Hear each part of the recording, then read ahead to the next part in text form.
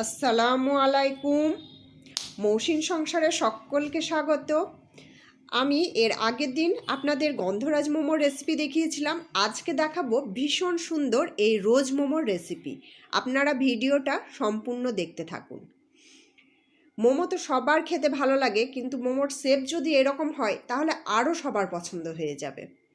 আমি নিয়েছি চিকেন কিমা, সেটাকে আগে ম্যারিনেট করে নেব। তার জন্য দিয়ে দিচ্ছি কাগজি লেবুর রস,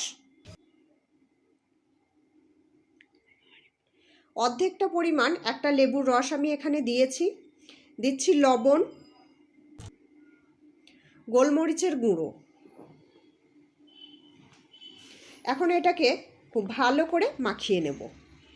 যারা কাঁচা মাংসেরই মোমো পছন্দ করেন তারা এর সঙ্গেই সমস্ত মশলা দিয়ে দিতে থাকবেন, আর যারা কাঁচা মাংসটা পছন্দ করেন না তারা এইভাবে কড়াইয়ে তেল দিয়ে, সাদা তেল দেবেন, তেল দিয়ে এই মাংসটাকে একটু নেড়ে নেবেন। তাহলে দেখবেন অনেকের যে এই পোলট্রি মুরগির আঁশটে একটা ভাবের জন্য পছন্দ করেন না, তাদের এইটা আর থাকবে না।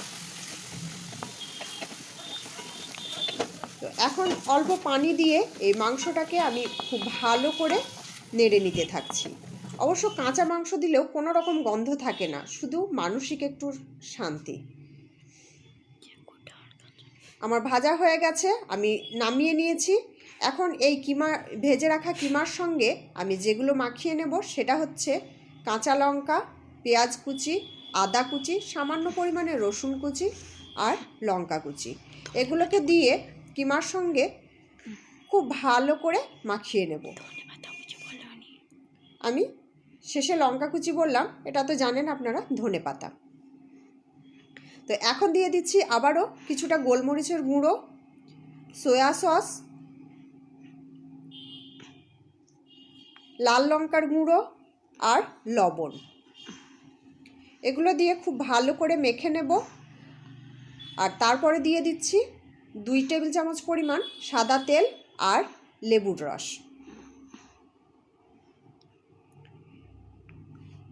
এটাকে দিয়ে আবারও খুব ভালো করে সবগুলো মাখিয়ে নিলাম। মাখানো হয়ে গেছে। এখন আমি ডো তৈরি করব রোজ মোমোর জন্য। আর আমাকে আজকে ডোটা 2 রকমের তৈরি করতে হবে। তাই সবার প্রথমে নিয়ে নিচ্ছি ময়দাটাকে ময়াম দেব, তার জন্য দিয়ে দিলাম অল্প পরিমাণে খাবার সোডা আর লবণ। এই শুকনো জিনিসটা মাখিয়ে নিচ্ছি। মাখিয়ে নিয়ে এবার দিয়ে দেব 1 টেবিল চামচ পরিমাণ মতো সাদা তেল। এই তেলটা দিয়ে আটার সঙ্গে খুব ভালো করে ময়ামটা দিয়ে নেব। খাবার সোডা আর তেলের ময়ামটা দিলে মোমোটা অনেকটা সফট তৈরি হবে। দেখুন ময়ামটা দেওয়ার পর ঠিক এরকম হয়েছে। আমি এখন এই ময়াম দেওয়া আটাটাকে 2 ভাগে ভাগ করে নেব। এই যে আমি তুলে নিয়েছি কিছুটা, আর কিছুটা প্লেটে রেখেছি। এখন এটাকে উষ্ণ গরম পানি দিয়ে আমি একটা শক্ত ডো তৈরি করে নেব। এই মোমোর ডোটা কিন্তু খুব নরম হবে না, লুচির মতো নরম হবে না। আর শক্ত বলতে সামান্য শক্ত হবে, যাতে খুব ভালোভাবে পাতলা করে বেলে নিতে পারেন। এই যে দেখুন ঠিক এই রকম হবে। আর এই ডোটা যখন তৈরি করবেন তখন যখন মালিশটা দেবেন তখন এটাকে একটু অনেকটা বড় জায়গায় লম্বা লম্বা করে মালিশটা দেবেন। এই যে ঠিক এই রকমভাবে, এরকম করে মালিশটা দিলে ময়দার মধ্যে যে একটা চিট ভাব থাকে সেটা অনেকটা কেটে যাবে এবং পাতলা করে বেলতে সুবিধা হবে। আমি সাদা ডোটা তৈরি করে নিয়েছি। এখন একটু কালার করার জন্য আমি আটার মধ্যে দিয়ে দিচ্ছি বিট। এটা দিয়ে আমি গোলাপি রঙের ডো তৈরি করব। আমি কোনো রকম কেমিক্যাল কালার ব্যবহার করিনি। দেখুন বিট দিয়ে কত সুন্দর একটা কালার তৈরি হবে। আর মোমোটা যখন তৈরি হবে তখন দেখতেই পাবেন কত সুন্দর তৈরি হবে।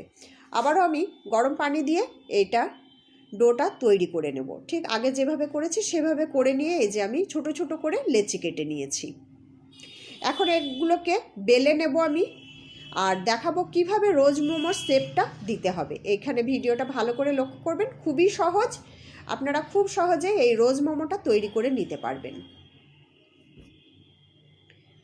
ধরুন আমি সাদা আর গোলাপি লেচিগুলোকে একটু একটু করে বেলে নিচ্ছি। যতটা সম্ভব পারবেন পাতলা করে বেলে নেবেন, যত পাতলা হবে মোমোটা খেতে তত ভালো লাগবে।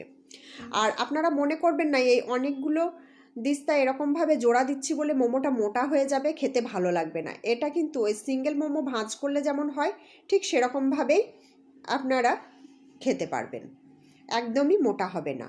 দেখুন আমি একটা একটা কালার বিছিয়ে দিয়ে নিচের থেকে পুরটাকে মরিয়ে দিয়েছি, তারপর এইভাবে তৈরি করে নিলাম। দেখুন কতটা সহজ। এরপর আমি পাপড়িগুলো একটু বিছিয়ে দিচ্ছি, একদম সহজে তৈরি হয়ে যাবে। আমি আর একটা আপনাদের দেখিয়ে দিচ্ছি। এই যে একটা সাদা একটা গোলাপি এরকমভাবে দিলাম, এরপর মাঝটা হাত দিয়ে চেপে দেবো, একটু বেলুন দিয়েও চেপে দিতে পারেন। তারপর পুরটা দিচ্ছি, পুরটা দিয়ে এই নিচের দিক থেকে আমি কিছুটা মরিয়ে দেবো। এরপর একদিক থেকে এরকম রোল করে জাস্ট গুটিয়ে নেব, তাহলেই তৈরি হয়ে যাবে। আর এই যে দেখুন এই নিচেরটা এইভাবে আটকিয়ে দেব। আটকিয়ে দেওয়া হয়ে গেলে কোনো রকম পানি টানি দেওয়ার দরকার নেই, এমনিতেই আটকিয়ে যাবে। তারপর এইরকম পাপড়িগুলোকে একটুকু বিছিয়ে দেব। এই যে দেখুন খুব সহজে খুব সুন্দর এই রোজ মোমোর শেপটা তৈরি হয়ে যাবে। দেখতে তো অসাধারণ লাগে এই মোমোটা, আর খেতেও মজার।